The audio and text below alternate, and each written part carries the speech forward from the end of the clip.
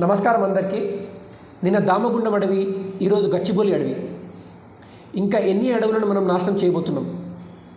రేవంత్ రెడ్డి గారు మాకు అభివృద్ధి అవసరం, కానీ ఆ అభివృద్ధి వల్ల అడవులు నాశనం అవుతున్నాయంటే, అందులో నివసించే జీవజాతులు నాశనం అవుతున్నాయంటే మాకు అభివృద్ధి వద్దు. దయచేసి మీరు ఆలోచించండి. ఆ అడవిలో అనేక రకాల జీవులు నివసిస్తున్నాయి. కాబట్టి అక్కడ మీరు ఐటీ కారిడార్స్ పెట్టే ఆలోచన మానుకోండి. దయచేసి హైదరాబాద్ సెంట్రల్ యూనివర్సిటీ విద్యార్థులు చెప్తున్న మాటలు వినండి.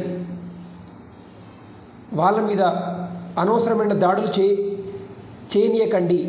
వాళ్ళని జైల్లో పెట్టకండి. వాళ్ళు చేస్తున్న పోరాటం సమంజసమే. ఆ అడవి మనకు అవసరం.